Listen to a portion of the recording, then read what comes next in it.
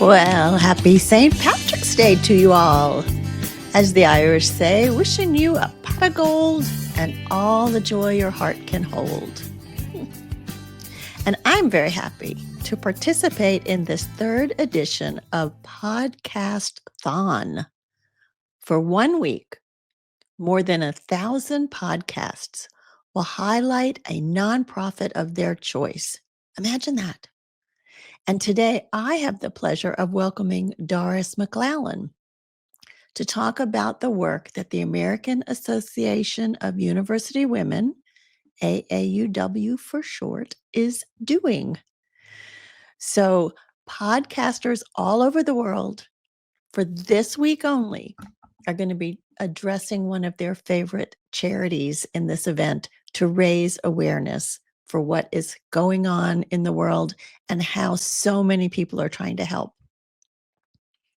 In this episode, we're going to talk about breaking barriers in education and employment for women and why this work is so vital today. I am a member of AAUW and have been advocating for women's rights and women's equality for most of my adult life. If you care about women's advancement, leadership, and education, this episode is for you. So welcome to Boomer Banter.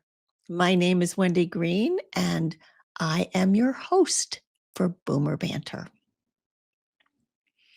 I want to mention very quickly about some of the other things that we do here on Boomer Banter.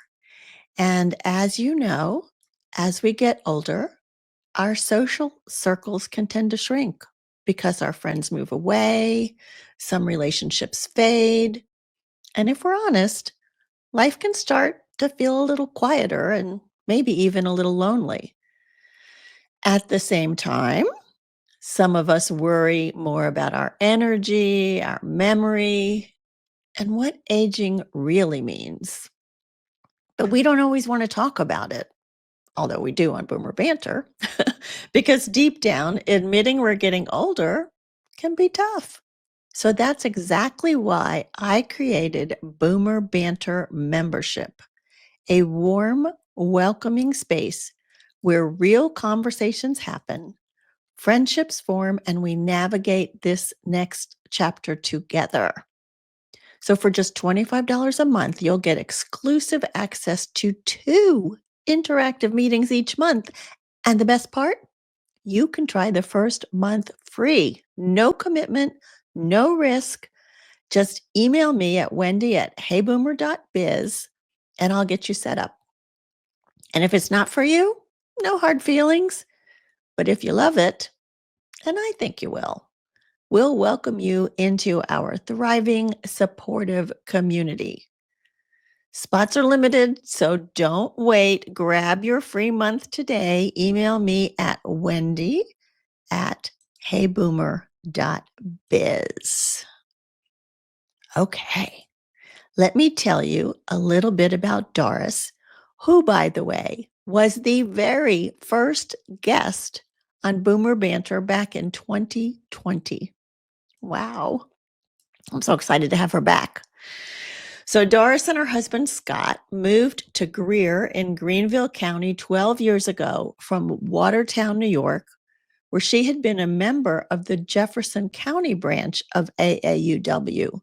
She joined in 1978. Doris is retired from a career in public school administration, and before moving to South Carolina, served 15 years on the Black River, New York Village Board, including 8 years as mayor. Finding a nearly 100-year-old branch of AAUW in Greenville, South Carolina, was Doris's entry into her new community and the beginning of many new friendships. Excited to be a part of the revitalization of the historic Greenville County branch, she served as president for the next 7 years. And after 2 years as AAU Funds Chair on the state board, Doris was elected president of AAUW South Carolina in April of 2022. She enjoys the AAUW book group and has volunteer affiliations with Greenville County Schools, the American Cancer Society Relay for Life and Road to Recovery programs, the League of Women Voters, and Moms Demand Action for Gun Sense in America. Wow, we could have talked about any of those things. Doris's children and grandchildren are her pride and joy, and she is especially proud to be an AAU Legacy member. And I am so happy to welcome Doris back to Boomer Banter for episode number 224. We've come a long way since that first interview, Doris. We certainly have, Wendy, and I've been so delighted to be along for the ride and watch Boomer Banter go from, Hey Boomer, which we were happy with, to, things evolve, and you evolved into Boomer Banter. We love that too, and enjoy being part of it. Thank you for thinking of me and this nonprofit, AAUW, for the Podcasthon. Podcasthon. I know it's not easy to say, is it? Podcasthon. Exactly. I'm thinking of all the worthwhile organizations. What a great effort on behalf of podcasters everywhere. Yeah, and Great to be here. nonprofits. Yeah, I'm very excited about this event. So let's start by telling people a little bit about the history of AAUW. Well, I go back to the very beginning of AAUW was in 1881. So over 140 years of an organization that is working for women and girls around the world. Well, why 1881? What was happening in 1881? Well, there were some young women in Boston who they were well-to-do enough that they were allowed to go to college. Okay. But when they got out of college, there was nothing expected, nothing except a trip down the aisle. Mm-hmm. And they would get together and have tea and just decide that they wanted to do something more. And so they started raising a little bit of money and putting that money aside and then establishing fellowships. Okay. And funding women for higher education to give them opportunities. I want to say that the very first fellowship, this is certainly an item of pride for AAUW, went to Marie Curie. Is that right? That's right, to buy her little bit of radium that she needed to do her research. That's exciting. And of course, she was in France. And so that points out that AAUW started out global and is still a globally active organization. Yes, it was. Now remember, 1881, my hero in those days was Susan B. Anthony. Sure, yeah. Susan B. Anthony, since the 1860s, 70s, 80s, now, had been working for women to have the vote. And she traveled all over. She didn't give up. But did she ever see women vote? No, she didn't, did she? Never did. She never did. So it's in that era, Susan B. and all the women's organizations are growing up. AAUW is established and has thrived ever since. I'm delighted to be a member here. So it started in Boston? Is that yes. Right? It started in Boston, and then how did they get the word out? How did it start to spread? Do you know? Well, not exactly, except that they're called branches, were established and just grew, from Massachusetts to other states. There are currently 47,000 members across the U.S. And I think that number is down. Unfortunately, we're in an era now where women have made strides. A lot of women are working. Young women aren't joining. And if I can make a plea right now, if you're hearing this, or if you're a grandma or a mom and you have a young woman in your life that could use some support, some mentoring, a fellowship perhaps to go to graduate school, check out AAUW. Well, and I think you're right. I think this is a global problem, particularly since the pandemic. I've read so many articles about people got so used to isolating that they're not joining as much as they used to. And of course, younger women are busy with work and families and whatever. But it's a great organization for young women to learn so many skills. In fact, what are some of the things that AAUW will teach young women, whether they join or affiliate themselves with AAUW? Well, raising awareness and providing opportunities through webinars and other workshops and things, always done. But we have a program called NICWhistle. That's the National Collegiate Student Women Leaders, and it's a 4-day conference every year in May at the University of Maryland. It's held. Young women come from across the country to attend NICWhistle, and I'm very proud that our Greenville branch in South Carolina choose to support that organization. And so all kinds of wonderful speakers and opportunities to primarily learn leadership skills. And do they have to be a graduate student for that, or is that undergrads? No, that's undergrad. I have to tell my granddaughter about that. Yes, absolutely. And it's a lot of fun too. Well, for me, the women who introduced me to AAUW in 1978, I was a new mom. My baby boy wasn't even a year old.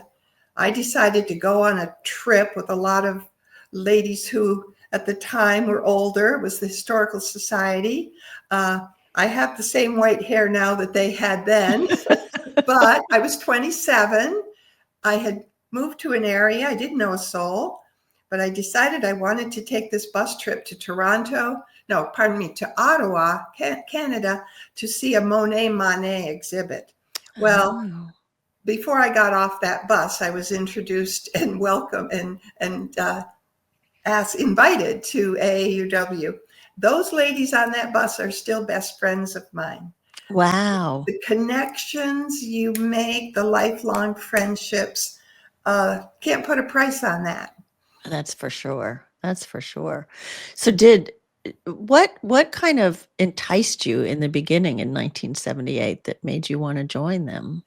I wasn't wholly in tune with the need for women to continue to break barriers.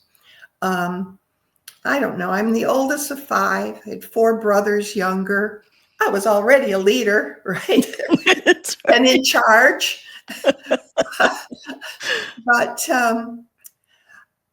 But going way back to when Abigail Adams wrote to John, many of you know this, and he was working on the Constitution, and said, "John, remember the ladies." Oh, God bless Abigail Adams, right?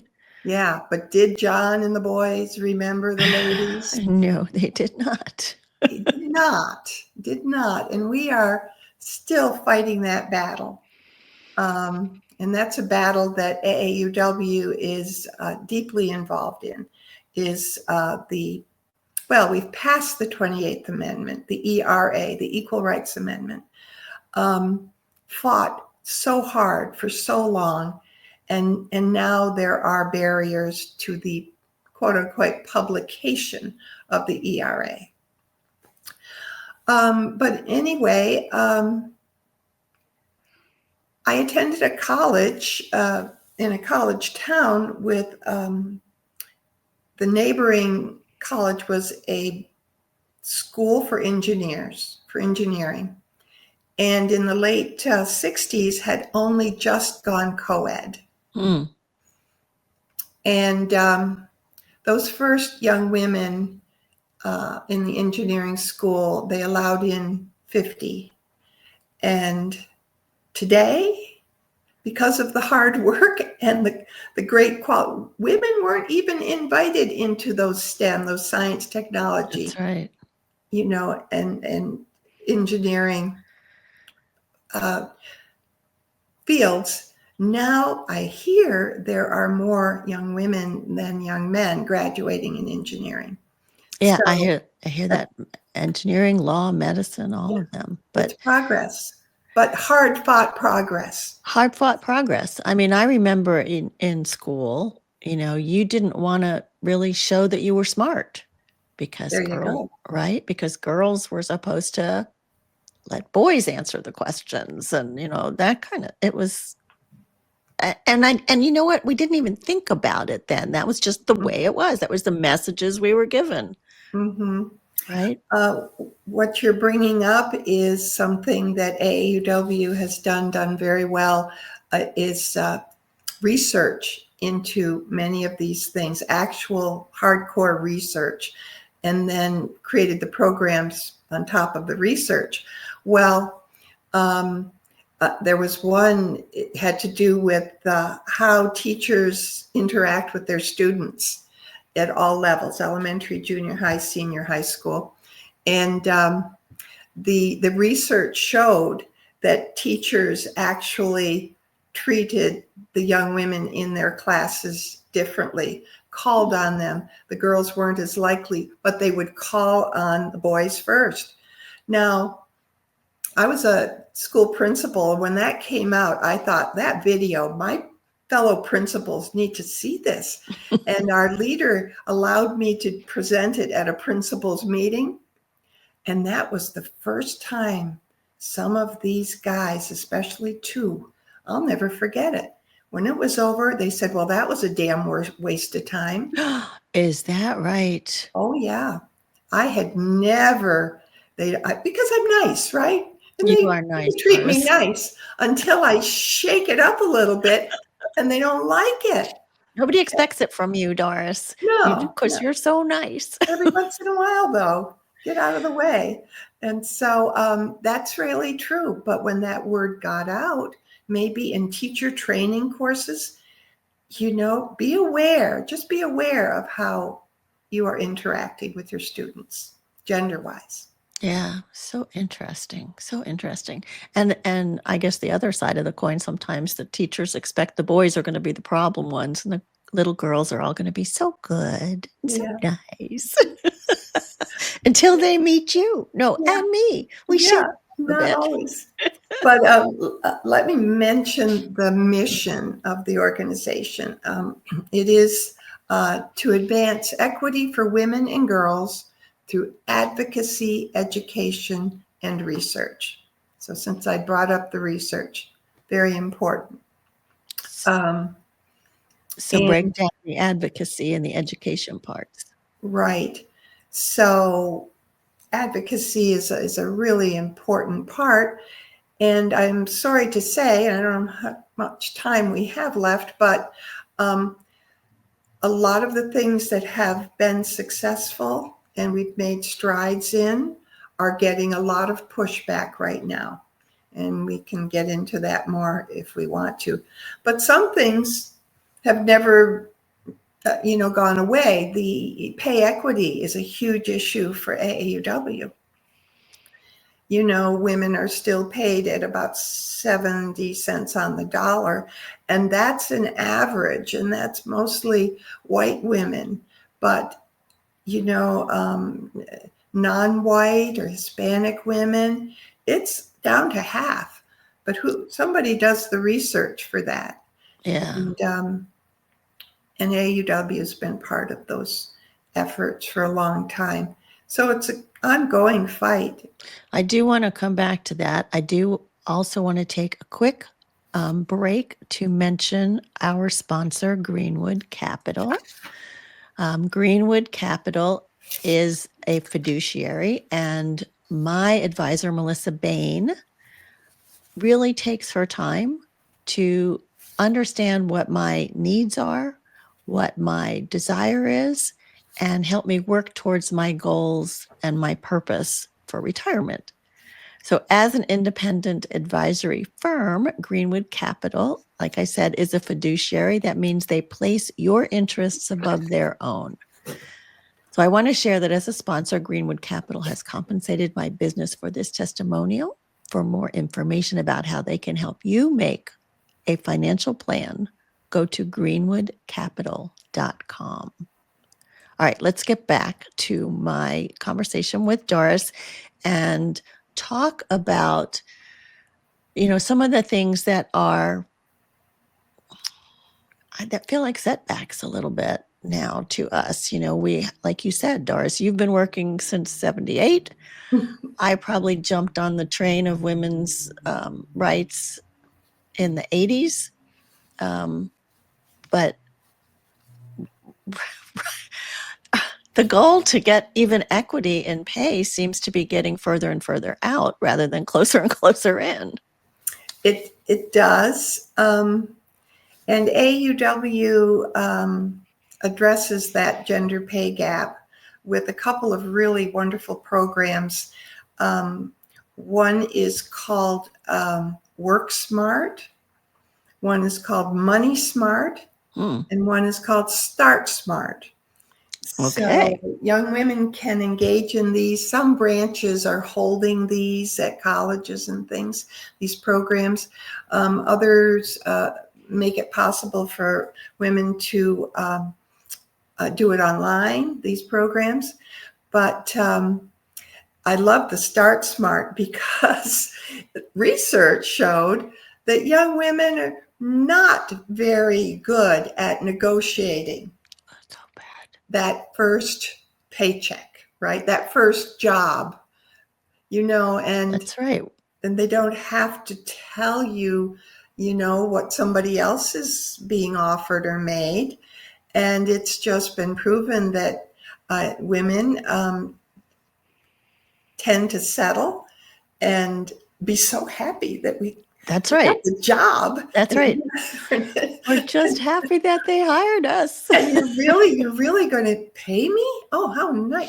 No, there's strategy, and there is a knowledge base that young women need to have in order to properly advocate for themselves at that time. And the same thing, the Work Smart program follows women into the workplace.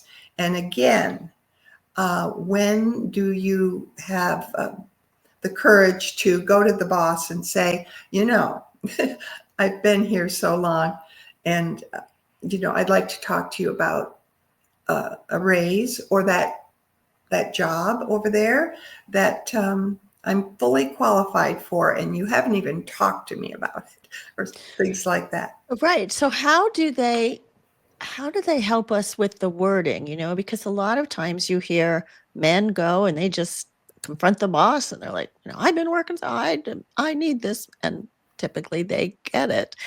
Women, if we were to go in like that, we're like, what a bitch. Right? Oh, well, I can say that on a podcast. You said it, I did. I can say that on a podcast.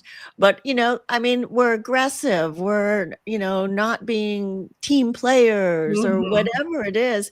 How does AAUW help us with the wording to get what we want without coming across in a way that is seen as negative? Well, learning to be assertive, knowing your worth. This is the big thing. That's big. Knowing your worth, believing in yourself, knowing there are other people that believe in you. And there's power in that. There's power in community. And, I haven't taken the courses myself. We should take them, Doris, just to see. We should take them. Yeah. I was in a position, my last job, where I became aware that in the school districts in the area where I was, we were a small district, but that the other principal and I were the lowest paid in the area. And, if you do your research and you find that out, Mhm. Now, this will go out there, but I'm going to just say I asked the big mucky muck boss of all the school districts that I knew well, and I said, Mr. Could this really be true Mm. that we're the lowest paid among 18 school districts? And he said, yes, but if you ever tell anybody, I'll deny it. Oh my gosh. So no desire to fix it. Well, he did. He gave me the information.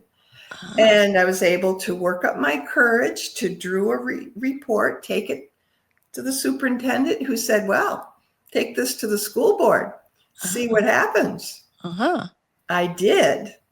And there is a headline on the back page of the Watertown Daily Times that I will forever love. It says, Alexandria School elementary principal gets 11% raise last night. Good for you. Nobody was getting 11%, 2, 3, maybe 4. Yeah. Anyway, it was worth the effort, and I am glad I did, because it matters. When women aren't paid what they're worth and there is an equity, look what it affects. We pay into Social Security all those years, and when we retire, we're behind the 8 ball because we haven't made enough. It's true. It matters. It really It does matter. And it matters for our savings and the 401k and all of that. It matters. All of it. There is a more recent study that I believe the number is 80% of women surveyed said they felt financially unstable. 80%. And if I'm wrong about that, it was a big number. I will correct it, but it's a lot. Okay. And so, why should that be? What are the barriers? Why should that be? Because for every man out there, he's got a mother, a wife, a daughter. See, we have to get men on board. Can't do this alone. Amen to that. So when you moved to Greenville, you found this 100-year-old branch here that I don't know what the state they were in at that time. I mean, what did you find and what have you done? Well, the Greenville branch had been established in 1919, the same year that women got the vote.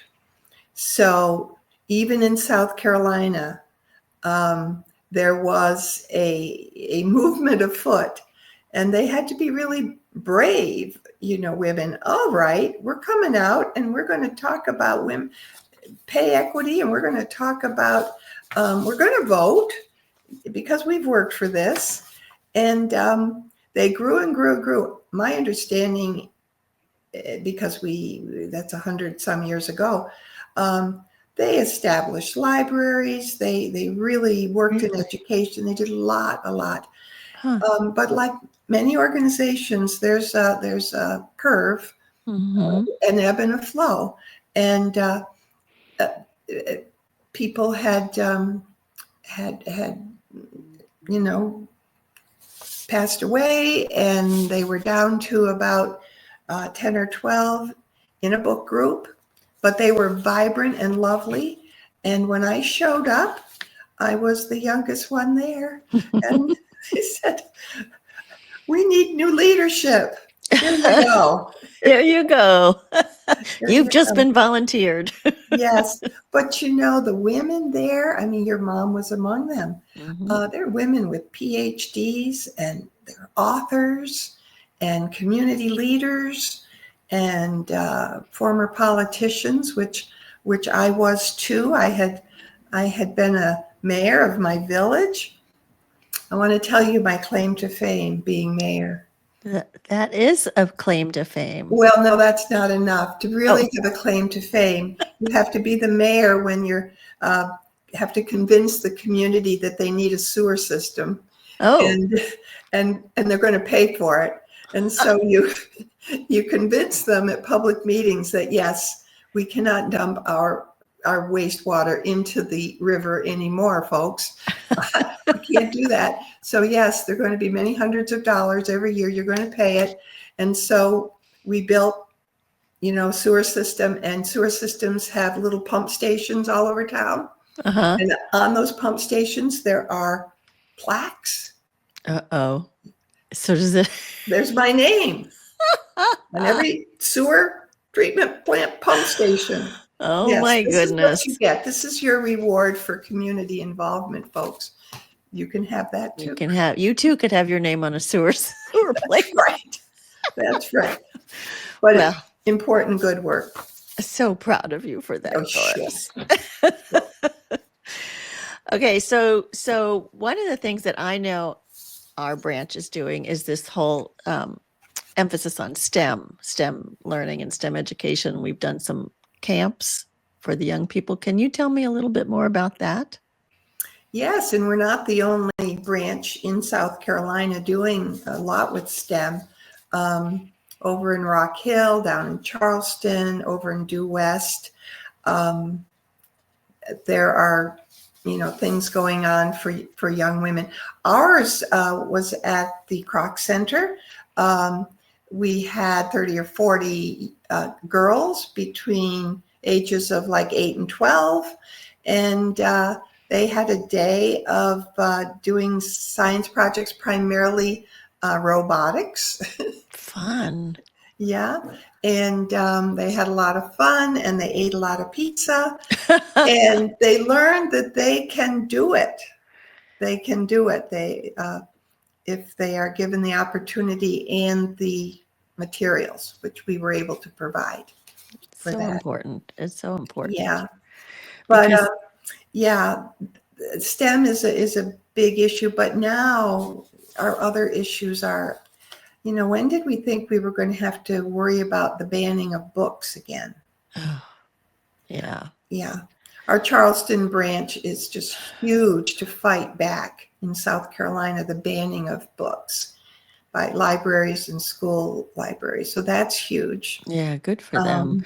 In fact, I remember a story about that, Doris, from our last state meeting, where they were talking about some high school girls that went to the school board to talk about it.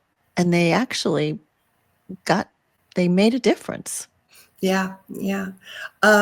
We do have small scholarships in our branches, and I think the meeting you're remembering is when we provided these young women who had started an organization in their high school for girls only, and they said they started it because they needed a safe place to be. Think about that. Yeah, they needed a safe place to be and talk. And this is other research that AAUW has done on sexual harassment on in the workplace and in schools and in education. Yeah, big time. Yeah, especially if you're a woman going into one of the higher education fields that seem to be male predominated. The sexual harassment, and at the military academies. Yeah, it's yeah. Other issues, I'm looking at my list here, but paid sick leave has been a huge thing because women are affected more because they have family responsibilities and, have to stay home more often, and you stay home and you don't work and then you lose your job. So paid sick leave is a huge thing. Back to the Equal Rights Amendment. New York State and a few other states have actually done their own. When the federal government is dragging their feet, people can rise up and make a difference where they are. So just to be clear, can you tell us what it would mean to have the Equal Rights Amendment actually published as part of the Constitution? Well, women and others just aren't there. So it would legally, our understanding is you'd have more power, more ability to bring suits and stand up for your rights because you have rights. It's the equal rights. Whereas they can squash other suits and other opportunities. This whole business of cutting back the education department right now, that's Title IX. That's something, that women worked so hard for, to have equality in education, but in sports, it seemed to go to sports. Mm-hmm. When I was in high school, we had Girls Athletic Association. You had volleyball after school. There was no such thing until late 60s, early 70s in where I lived in Western New York, of girls teams playing each other in other schools. We got to think about that. That was fought for. And there just wasn't. Now, if you tell a high school junior who is on the tennis team or the soccer team that there weren't those opportunities in their grandmother's time, they probably look at you like, you're kidding. Right. But there weren't those opportunities, and now there is funding for it. And so what you're saying is that could be cut by cutting the education department. It required schools to, if you're going to have boys teams, you has to be equal. Mm-hmm. Have to be girls teams and facilities. Right. The girls were, way back, but anyway. So how can individuals, both men and women, support AAUW's work to create more opportunities for women in education and in the workplace? Well, you can go to aauw.org and there's a big donate button right there. You can join a branch. When I joined AAUW, there were no men allowed. That changed in the 90s. My husband is a member, and we were also told, because there was so much money over time, millions and millions of dollars are set aside for fellowships and scholarships and community action grants. And the feeling really was, in those days, if men were allowed to they'd get their hands on the money and it wouldn't go to what we believe it should go for. Well, we have more faith in the men now, and men are allowed to be members. But just last year, we gave $6.2 million in fellowships, and those applications are on that website, aauw.org. There are some undergraduate. It's still mostly graduate and postgraduate research, but our point is to give women the support they need to stay competitive in research. One of the things I love is that, we start early, getting the girls to understand that they matter. They can be involved in the sciences or the engineering fields if they want to. And then we support them through their education and ongoing graduate work. And then, like through something like Smart Start, like you talked about, we help them learn what they need to know to get the best job and the best starting salary. I mean, it's like a whole ladder up that we as young women never had that kind of opportunity.